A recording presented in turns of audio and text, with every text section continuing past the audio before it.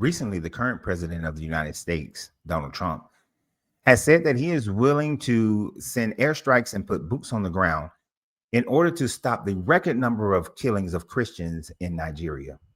Now, although many of you will already surmise that the primary reason he's doing this isn't about Christian lives or is about lives at all, but the primary reason that this is being considered is because more oil refineries and more oil has been found in Nigeria, oil that will compensate the world over the next 100 years. They just recently struck oil in a place at 100 feet and have found thousands of millions of gallons of oil in Nigeria. And this is the primary rationale as to why all of a sudden Christian persecution in Nigeria has become something of a thing. But when we ask ourselves the questions of whether or not this government is in support of Nigeria and bringing boots on the ground and putting air and having airstrikes in Nigeria has anything to do with the lives that are being lost in Nigeria, let's take a look and gather information concerning what is actually going on in Nigeria. Well, for those of you who do not know, Nigeria is relatively broken up into three main areas. Those main areas being the north, the middle, and the southeastern portions of Nigeria. Now, as you see color-coded in the lighter blue shade, this area is controlled by the Islamic forces and Islamic governments of Nigeria. In each one of these states, the overwhelming majority of people, of residents, as well as people who are running the government, are of Islamic belief. In the middle, you have a mixture of a zone. Although it is primarily Christian, there is a large contingent of Islamic, and there is a large contingent of your indigenous religions within Nigeria, which harkens back to the Yoruba religion of Ifa. And in the south, in the purple area, this is dominated by Christianity. This is dominated by those who have followed the teachings of Jesus. But how did they follow those teachings? We will come to in just a minute. But there is also within this purple region a large number of indigenous believing people, especially in cities like Ibadan. Now, what they won't tell you in the media, because most of the sources that are being utilized by the president of the United States are sources that only report the Christian fatalities and the Christian churches that have been decimated throughout this time frame. Those would be sources like the Vatican itself, who reports that over 400 churches have been destroyed over the last 20 years in Nigeria through Islamic extremism. But what they won't tell you is that the overwhelming majority of Islamic extremism does not affect Christians throughout Nigeria. But for the most part, it is affecting smaller Sunni groups of Muslims. And of course, smaller Sunni groups of Muslims are not their priority. So are they going to report the overwhelming number of people that are being vandalized, that are being beaten, homes have been destroyed, places of worship being destroyed, being Muslims? No, they're not, because for them, that is Shia Muslims fighting against Sunni Muslims. So the care is not there. The Christian love is simply not there.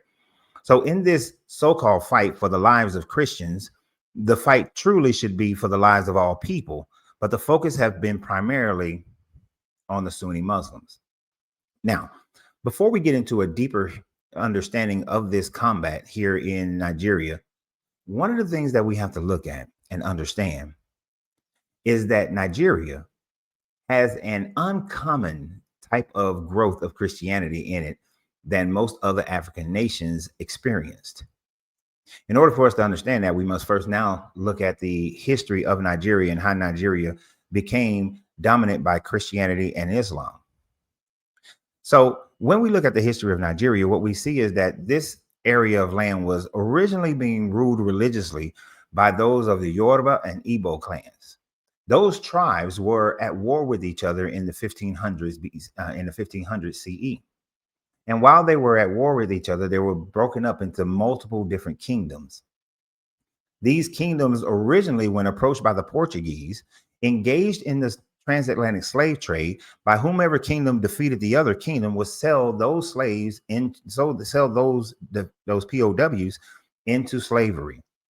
The Portuguese weren't so concerned about converting them over to Christianity, although Pope Nicholas V, in his papal bull, had said that it is the Christian duty of the Portuguese and the Spanish, as well as any other land of Christendom, European that is, to go into West Africa to enslave those people as property, based on Leviticus 25, verses 44 through 49, which says that of the foreigners, you may make into your slaves. You may buy as your slaves male and females. You may own them as property and pass them down to your sons as inheritance of property for life. And that you can treat them harshly, but to your fellow Israelites, you do not treat harshly. So this wasn't a case of indentured servitude, as many would hold to believe. That is up in Leviticus 25, 33 through 39, where it talks about indentured servitude as far as Hebrew to Hebrew or tribesman to tribesman. 44 through 49 breaks it down so that you can treat someone who is not of your tribe, a foreigner, as a slave, and you may treat them harshly. As Exodus 20 breaks down that you can beat them, but as long as they do not die within a few days, the master is not harmed. But if they were to die in that immediate moment or within a day or two, then the master has violated his property rights, not his human rights, his property rights. So in the 1500s through the 1800s, the Portuguese didn't necessarily try to colonize Nigeria. Instead, they just continued to partake of the transatlantic slave trade by working with the different kingdoms within Nigeria and buying from them these servants that they captured in POW, that they captured or that they engaged in war with and brought them over to the Americas, with a large number of them going to the Caribbean and going to South America, and then a smaller number coming up into the Americas. Now, at the time frame of around 1807 in the early 19th century, the slave trade was abolished in England.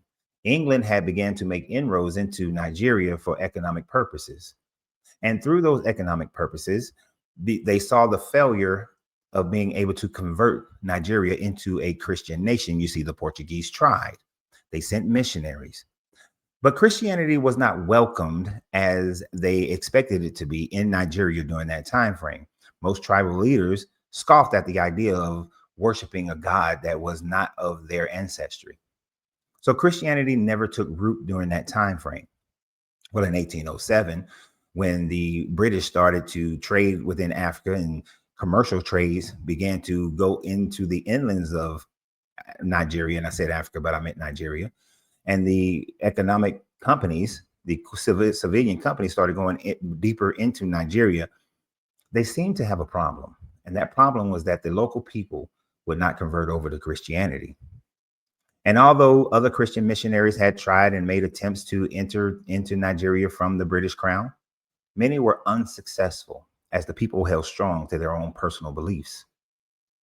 It wasn't until the 1851, with the bombardment that occurred by the British, that then true imperialism came to Nigeria.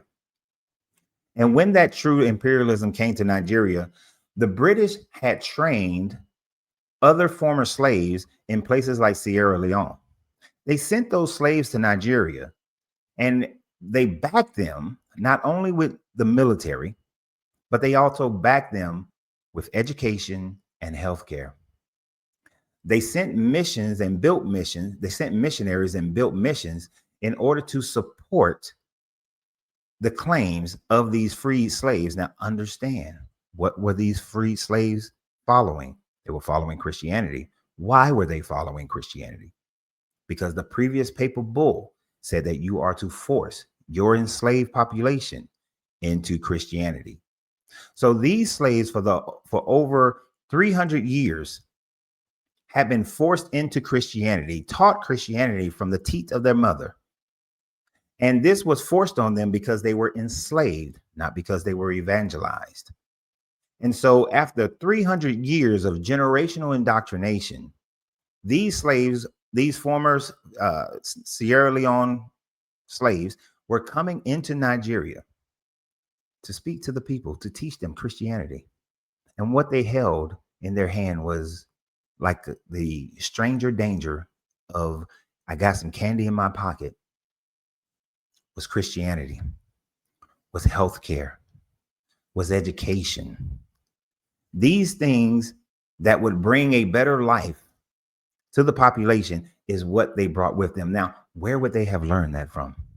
Well, one of the places they would have learned that from is after the 1804 Haitian Revolution. In order to get even with Haiti, by 1850s, the Catholic Church and other Protestant churches had begun going into Haiti and establishing schools, establishing hospitals, and then having a requirement that you must be Christian in order to go to our schools. You must be Christian in order to come into our hospitals. And so, although Haiti had conquered by going back to their orishas, they were now being conquered through medicine, being conquered through economics. The difference in Nigeria is that not only did they have economics, not only did they have healthcare, but they also conquered by imperialism through the gun, through military actions. These military actions supported the civilian companies that would continue to grow and gather strength within Nigeria. But then they came against the Muslims. You see, Muslim migrations had already previously began moving into Nigeria, into northern parts of Nigeria, well before then. So now they not only had to combat the Ifa religion, but they also had to combat the Islamic religion. And this split Nigeria, split it in two. And since that time frame of the 1850s, Nigeria has been embroiled in civil war, so to speak, since up until the 1960s when they gained their independence, and have maintained that civil war between themselves because of foreign Arabs and because of foreign Christian missionaries who were previously slaves. And what has that resulted in? That has resulted in the desecration of bodies, the destruction of bodies, the killing of Sunnis, and the killing of indigenous people. And our president is now saying that he wants to launch into this realm, launch into this fight in order to save Christian lives, but says nothing of the Muslim lives that are being destroyed as well. And a group that has been forgotten about completely is the Ifa people, the people who worship Ifa. You see, prior to these incursions in the 1950s, the overwhelming majority of Nigerians practiced their ancestral religion. But now their ancestral religion was being told to them that they are following a demonic satanic religion. And in following that demonic satanic religion, they have began witch hunts.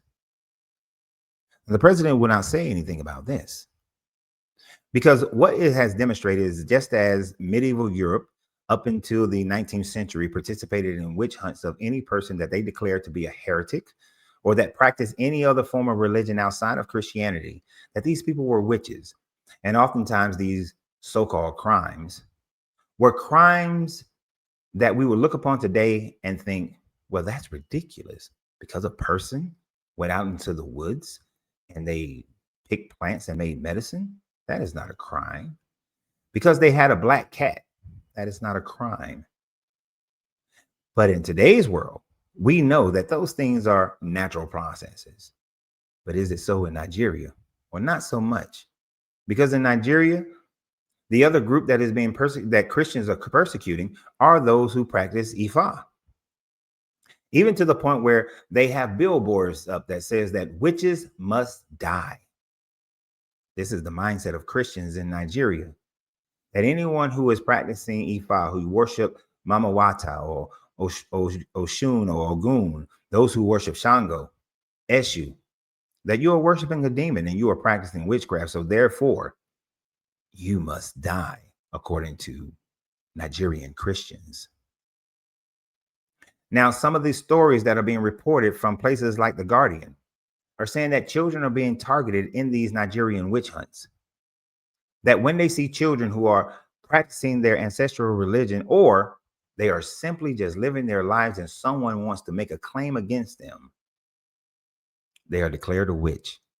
Many have been hung, many have been beaten. And although this article is over 17 years old, it still continues to this day. Al Jazeera reports similar things that are still occurring in Nigeria, where children are being persecuted, being beaten, being run out of schools, denied education, and denied jobs simply because someone has declared their parents or themselves to be a witch. And in this story that was reported by the BBC, there is one man, Dr. Iwi, who is battling against the witch hunts that are not only happening in Nigeria, but also happening in Kenya, Malawi, and Zimbabwe. But he is battling against those who have been persecuted fairly or unfairly, which there is no fair persecution, of witchcraft. This article tells the story of a young man who simply complimented another young man who was carrying 2 pails of water. That young man felt some kind of way about it. And then he reported to other Christians that that man was participating in witchcraft. The man was chased through his neighborhood. He was beaten severely. And then he was fired from his job. He was denied opportunities to work. He was denied education. Thankfully, Dr. Iwi organization was able to help this young man and provide health care and provide living wages for this young man so that he can continue to grow and develop and live his life. The young man didn't even state what his religion is, didn't state anything of the sort. He gave a compliment. And now he's been ostracized from the community for being a witch. And these types of things are still ongoing in Nigeria, where people who are worshiping their ancestral religions are still being persecuted as witches. But what is the government doing about it? Does the government care about them? Now, the Nigerian government has come forward and said that they are not in support of any witch hunts whatsoever. But yet, hardly anyone has ever been persecuted or ever been put on, well, not persecuted, put on trial for witchcraft. There was a situation a few years back where 6 men who brutalized another person were put on trial and sentenced. This is a rare occasion. It doesn't happen often. So for all the Christians in America who claim that they believe in Christian love, that no one should be persecuted, maybe you should take a different look at what's going on in Nigeria instead of following what the president of the United States said, who has clearly demonstrated himself to not be a believer in the same style of Christianity that you actually believe in. And raise a hand, raise a foot, raise a sign. Use your voting power, use your letter writing power, use whatever power you have at your disposal to let this American government know that we are not a nation that only helps Christians, but we are supposed to be a nation that helps every person, because every person should have the ability of life, liberty, and the pursuit of happiness. If we are a true democracy, if we are a true country that welcomes the weak, welcomes the infirm, welcomes the disadvantaged, then how is it that we are only concerned about the Christian lives in a country where it is Christians, Muslims, and indigenous people who are being persecuted, who are being murdered, who are being beaten on a consistent basis? If you truly have the love of your God as you proclaim, then your love will not end with someone who only believes in what you believe, that it would extend itself to all. So always remember, you have to free yourself to be yourself, because your greatness is non-negotiable. Good journey, good vibrations.